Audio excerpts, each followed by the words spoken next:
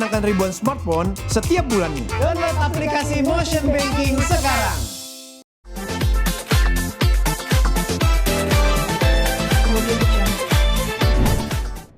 Karena berhalangan tadi sudah disampaikan. Mungkin dari kenal sendiri ada nggak sih bang?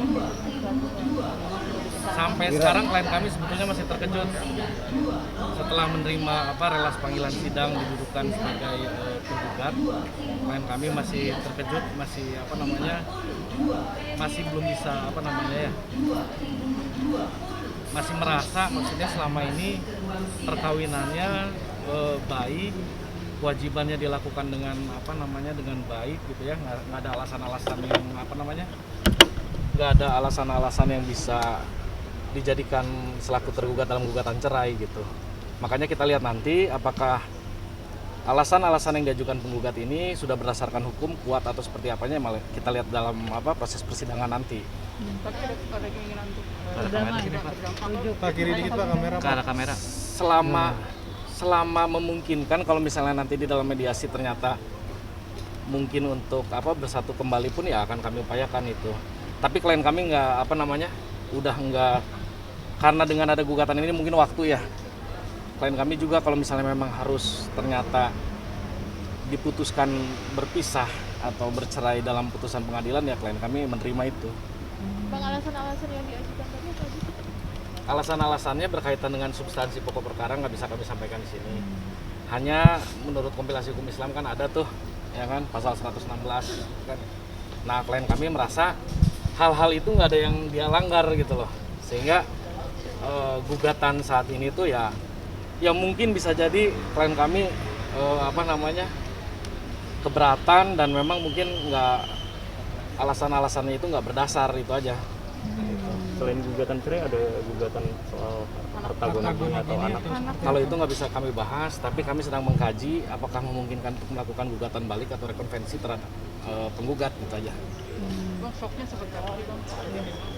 Ya selama 12 tahun ini kewajiban yang dia jalankan, histori rumah tangganya, pengelolaan rumah tangganya, segala macam nggak pernah ada masalah kan gitu. Sehingga ada relas gugatan ini ya klien kami merasa terkejut, tadi saya sampaikan. Kalau isu itu bisa saya pastikan nggak ada, artinya hanya sebatas isu. Kenang ini dibesarkan oleh orang tua yang penyayang ya, dan selama 12 tahun ini Kenang tidak pernah dilaporkan melakukan kekerasan dalam rumah tangga, jadi artinya nggak ada lah permasalahan itu gitu. Kalau untuk soal ekonomi bang, isunya juga seperti itu. Kalau ekonomi bisnisnya seperti yang saya sampaikan yang lalu kepada teman-teman media, berjalan baik, nggak ada masalah juga. Sehingga tadi secara umumnya klien kami masih terkejut, kesalahan apa sih yang dia buat sampai dia diajukan gugatan dan didudukan selaku tergugat di perkara ini gitu. Kalau mengenai orang ketiga saya nggak bisa jawab, biarin langsung tanya sama yang bersangkutan aja, langsung aja ke prinsipalnya aja, yang mungkin bisa nanti ditanyakan. Masih dalam satu rumah bang? Kalau sekarang sih terkonfirmasi ya, sebagaimana kemarin pemberitaan media, sampai dengan saat ini ya. Tapi masih komunikasi dengan baik kan? Komunikasi, kalau saya nggak tahu lebih dalamnya lagi ya Mbak ya, artinya kalau sampai saat ini terkonfirmasi satu atap ya, tinggal satu rumah ya. Bang Kenang masih mau mempertahankan nggak sih bang? Kalau mempertahankan tuh relatif nanti kita lihat di dalam proses mediasi. Kalau misalnya memungkinkan untuk dipertahankan ya, mudah-mudahan itu ya kita doakan bersama. Tapi sikapnya Mas Kenang bang?